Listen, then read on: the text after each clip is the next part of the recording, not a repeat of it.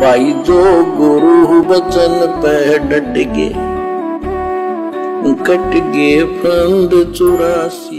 गरीब जमजोरा जासे डरे धर्मराय के दूत, और 14 कोटिन चंप ही सुन सतगुरु की कूत। मुझे जो सतगुरु कबीर जी मिले, कौन सतगुरु मिले?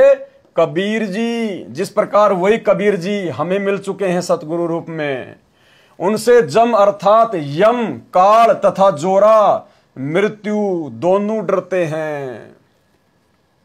आज हमें वही सतगुरु मिला है जो गरीबदास जी को मिला था, जिससे जम भी डरता है, काल भी, जोरा भी, दुर्गा भी। और एक छोटा सा उदाहरण स्वयं सतगुरु रामपाल जी परमेश्वर जी के मुख कमल से, उन्होंने अपने भगत की आप बीती, जिसको यम के दूत पकड़कर ले गए थे, और वहां जाकर जब उसने बताया कि भाई मैं तो सतगुरु का भगत हूं, कबीर परमात्मा का भगत हूं, मैं तो कबीर परमात्मा के शरण में हूं। भाई भगत संत रामपाल जी का तो शरण में कबीर परमात्मा की कैसे आएगा? यानी जिससे नाम दीक्षा लेगा उसी के तो शरण में माना जाएगा। तो भगत ने नाम दीक्षा किससे ली? सतगुरु रामपाल जी से। अब सतगुरु रामपाल जी उनका इंटरव्यू बता रहे हैं, तो गुरु जी स्वयं को तो कबीर कहेंगे नहीं, अपने आप को छुपाते हैं। तो गुरु जी ने कहा कि उस भगत ने कहा यमदूतों को कि भाई मैं तो कबीर परमात्मा का भगत हूं, कबीर परमात्मा का बच्चा हूं। और उसके बाद में कैसे धर्मराज ने उन यमदूतों को आदेश दिया कि नालायक को छोड़ो इसको, तुम मुझे भी मरवाओगे। किसको उठा के ले आए? पटको इसको नीचे, इस बीमारी को। तो सुनिए ये सत्संग और फिर विचार करना कि आज हमें सतगुरु रामपाल जी परमेश्वर जी के रूप में जो महाशक्ति मिली है वो कौन है? स्वयं ही कबीर परमात्मा है। धर्मराय दरबार में दी कबीर तलाक, मेरे भूले चूके हंस को तू पकड़िए मत कजाक।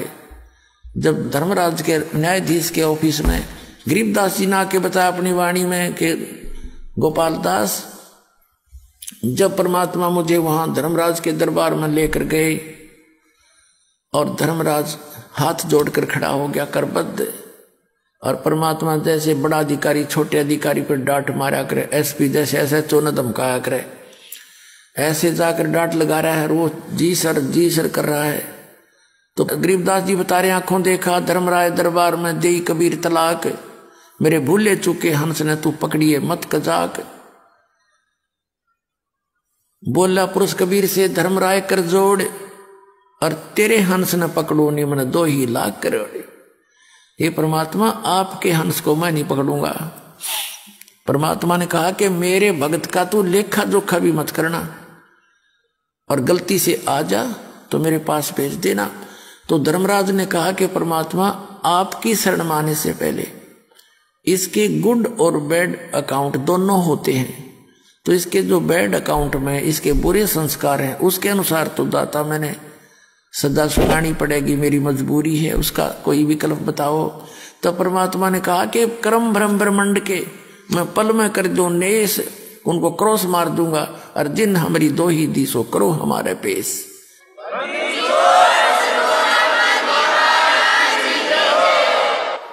कि जिसने मेरा नाम ले रखा है और मेरा जिक्र कर दिया, मैं तो कबीर साहब का भगत हूं, परमात्मा का शिष्य हूं, उनका भगत हूं, तो खबरदार उसका अकाउंट नहीं लेना, हमारे पेश कर देना। तो पुण्यात्मा एक भगत बता रहा था, रात्रि के समय मैंने सपना आया और 2 आए इसी बूढ़ी बूढ़ी शकल के, और पकड़ कर मेरी बांख, चल तेरा टाइम हो लिया, पूरा टाइम हो गया तेरा समय, मुझे ले गए ऊपर। मैंने उनसे रास्ते में पूछा, जब थोड़ी सी दूर रह लिया वो जहां वो मुझे ले जाना चाह रहे थे, मैंने पूछा भाई कौन हो तुम, कहाँ ले जा रहे हो मुझे? कि हम हैं यम के दूत, और पहले ले जाओगे तेरे धर्मराज के दरबार में, और फिर जैसा आदेश होगा फिर हम तेरे को वहां छोड़ देंगे। ने बोला यम के दूत, और महाराज थारा के मेड़ भाई, तुम तो मुझे ले जा नहीं सकते, तो तुम्हें पता है मैं कबीर साहब का भगत हूँ, ऐसे नाम ले रखा है मैंने, मैं कबीर परमात्मा का बच्चा हूँ, तुम नहीं ले जा सकते मुझे। वो बोला चल चल सीधा था ना, तो न गट देंगे। ने बोला मैं गुट्टान के साथ छुटान लग गया, वो छोड़ने के दोनों खूब खुचम खुचा हो गया, हम तीनों जने। तो वो तगड़े थे, मेरा भी कई मार गए, मुझे खड़ा कर लिया।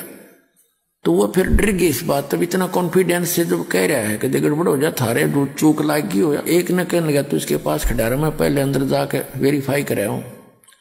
तो उसने जाके कहता मैंने न सोने दूर थे, वो तो मालिक की लीला थी, अंदर बतलाते। उसने कहा जी ऐसे ऐसे एक व्यक्ति लाए हैं जो आपका आदेश था। वो तो नो कहे मैं कबीर साहब का भगत हूं, तो मुझे ले जा नहीं सकते। ये बात कहने उसने फट दई वो फाइल खोली उसकी, ने बोला निकम्मे यू नहीं है, वो दूसरा इससे नाम का। और पटको इसे मरवाओगे मुन्ने भी।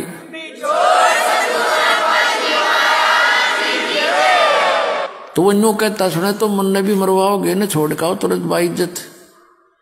तो जब वह वापस आए न बोला छोड़ दे बीमारी ने, बोला ऊपर तो पटक दिया मेरे बेटा ने ऊपर से, और इज्जत तो कड़े छोड़ने थे। बोला ऊपर तो पटक दिया, नो आओ मैं सबकी लेनता। और नीचे आया जब एकदम नो आँख खुली मेरी, उठा तो मेरे हाथ पैर काम नहीं करे, सारा शरीर पसीना पसीना। जब मैं ठीक ठाक जाग जाता तो मेरे नो सोचूं सपना है यो। मेरा 15-10 मिनट के बाद तो मेरे शरीर हरकत में आया था, ऐसी स्थिति थी। तो पुण्यात्माओं आपका ऐसे समर्थ से मेल हो गया है। अब सच्चे दिल से भक्ति करना, पूरे परिवार की रक्षा करेगा। और सतलोक जाओगे, शरीर जाओगे, वहां जाकर सुंदर शरीर पाओगे। बोलो सतगुरुदेव की जय हो।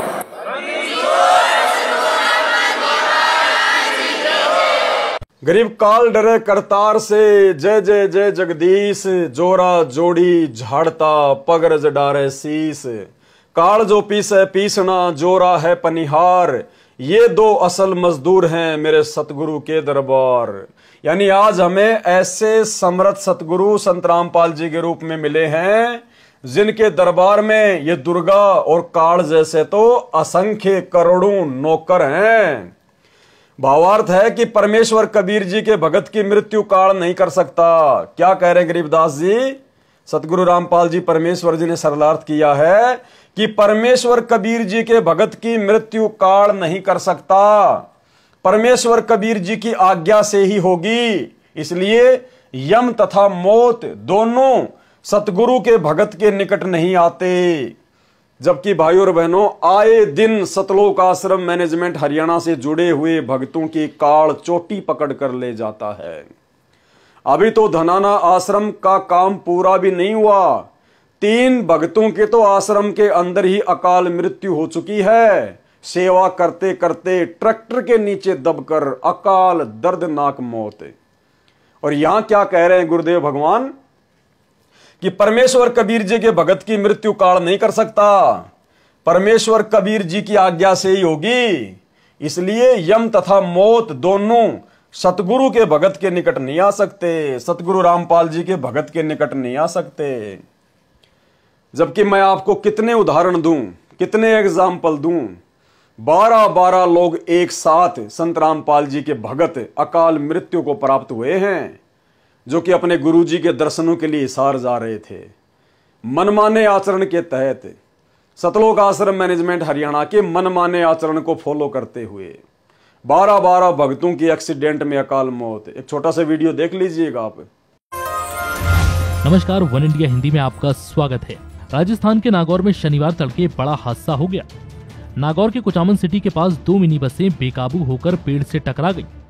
इस हादसे में 12 लोगों की मौत हो गई, जबकि दर्जन भर लोग घायल हैं। घायलों को स्थानीय अस्पताल में भर्ती कराया गया है। पुलिस के मुताबिक महाराष्ट्र के लातूर और सोलापुर के लोग 2 मिनी बस में सवार होकर हरियाणा के हिसार जा रहे थे। बस किशनगढ़ हनुमानगढ़ मेगा हाईवे से कुचामन सिटी के पास से गुजर रही थी, तभी सामने लावारिस गौवंश आ गए।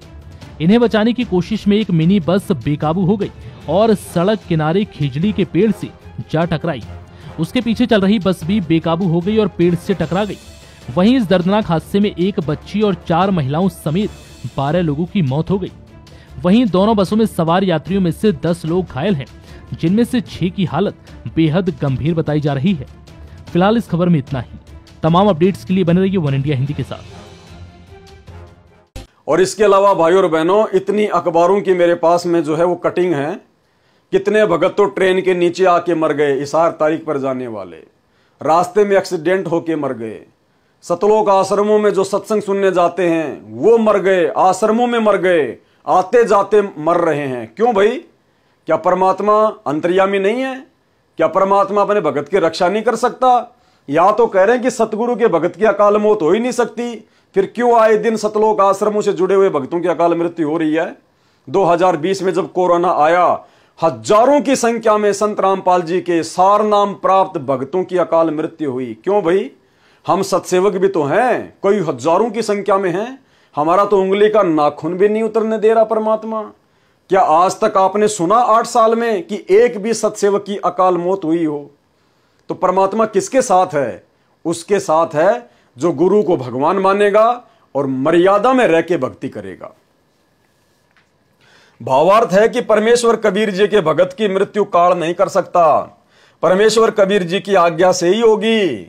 और जब परमेश्वर की आज्ञा होगी तो भगत जो है एक्सीडेंट में नहीं मरता, भगत तड़प तड़प के नहीं मरता।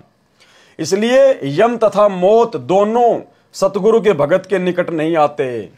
धर्मराय काल लोक का न्यायाधीश के दूत पकड़ कर लाने वाले भी उस सतगुरु से डरते हैं। यानी सतगुरु के भगत को तो यम के दूत भी पकड़ के नहीं लेके जा सकते।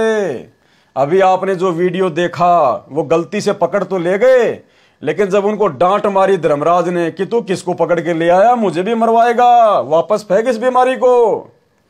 जो संख्या में 14 करोड़ हैं वे भगत को नहीं पकड़ सकते।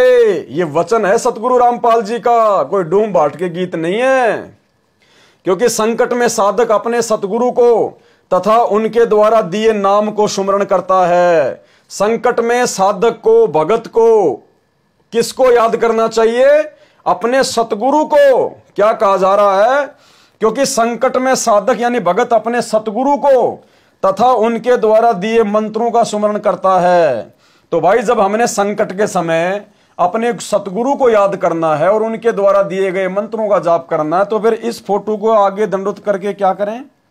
इस फोटो को भगवान मान के जून में इसका प्रकट दिवस क्यों मनाएं? इस फोटो के आगे दंडोत प्रणाम क्यों करें? जब हमें संकट के समय याद ही अपने सतगुरु को करना है, हमने अपने सतगुरु के द्वारा दी गई भक्ति करनी है।